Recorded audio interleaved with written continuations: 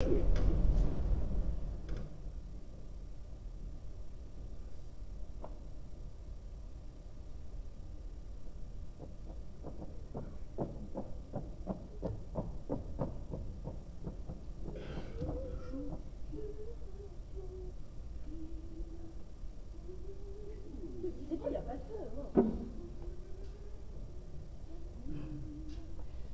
comme ça, il est allé se plaindre au préfet.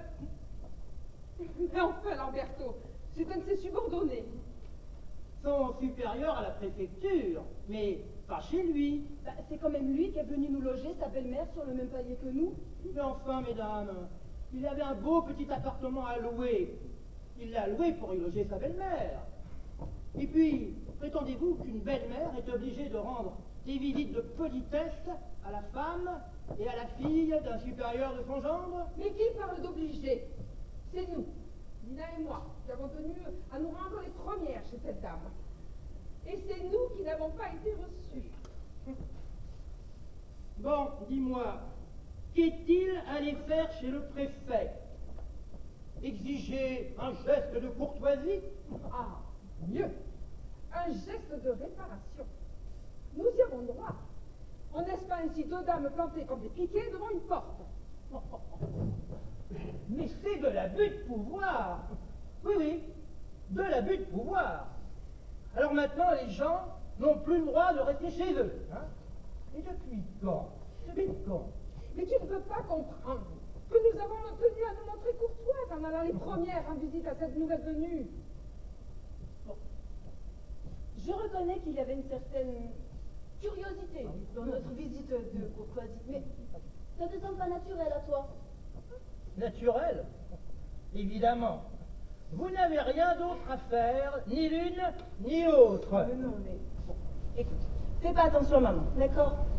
Imagine, j'arrive avec l'air patibulaire du bonhomme en question et je dépose là, sur le guéridon, les chaussures de la cuisinière. Mais les chaussures de la cuisinière sur ce guéridon. Et que viennent-elles faire? Ah ben, tu vois, ça t'interroge. Et de suite, tu m'en demandes la raison? Ah, petite peste. Tu as de l'esprit, ma nièce. Oui, tu as de l'esprit. Mais n'oublie pas que c'est à moi que tu causes. Et si tu as posé chaussures de la cuisinière sur ce guéridon, c'est exprès pour piquer ma curiosité. Et comme tu l'as fait exprès, tu ne peux pas me reprocher de te demander pourquoi as-tu mis les chaussures de la cuisinière sur ce guéridon. À toi maintenant de me démontrer que ce monsieur Ponza, ce rustre, ce malotru, comme dit ton père, est venu, lui aussi, exprès, loger sa belle-mère sur le même palier que vous. Bon, d'accord, il n'a pas fait exprès. Mais ce monsieur reconnaît qu'il vit d'une façon si étrange qu'il éveille la curiosité de toute la ville. Bah, écoute, il arrive. Il loue un petit appartement au dernier étage de cette grande maison lugubre là-bas, en bout de la ville. Je veux dire, tu la connais? Tu l'as vue à l'intérieur? Non. Tu y allais, toi? Bah oui, j'y suis allée, maman est allée, mais tout le monde y est allé. Évidemment. Il y a une cour très sombre. Et là-haut, au dernier étage, une balustrade en fer. Et à cette balustrade, il y a des paniers qui pendent au bout de leur ficelle. Et alors? Et alors, il séquestre sa femme là-haut. Et sa belle-mère ici, à côté de chez nous. La belle-mère? La belle-mère dans un beau petit appartement, en plein centre-ville. Ah ben joli cadeau, il oblige à vivre séparé de sa fille. Mais qui vous l'a dit? C'est peut-être elle qui veut garder sa liberté. Écoute, on comprend fort bien qu'une fille, quand elle se marie, quitte la maison de sa mère et le suive même dans une ville étrangère. Mais là, cette femme ne peut pas vivre loin de sa fille. Elle la rejoint et on l'oblige quand même à en vivre séparés. Je trouve ça scandaleux. Enfin, vous n'avez pas le moindre grain d'imagination. Est-il si difficile de concevoir que par sa faute à elle, ou par sa faute à lui, sans que ce soit la faute ni de l'un ni de l'autre, il y a une telle incompatibilité entre ces deux êtres? Quoi, entre une mère et sa fille?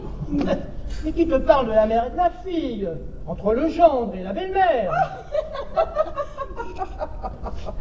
Ils sont toujours ensemble. Oui, c'est ça qui étonne tout le monde. La belle-mère et le gendre. Et il vient ici tous les soirs pour lui tenir compagnie. Et dans la journée belle-mère. aussi, plusieurs fois par jour. Eh oui.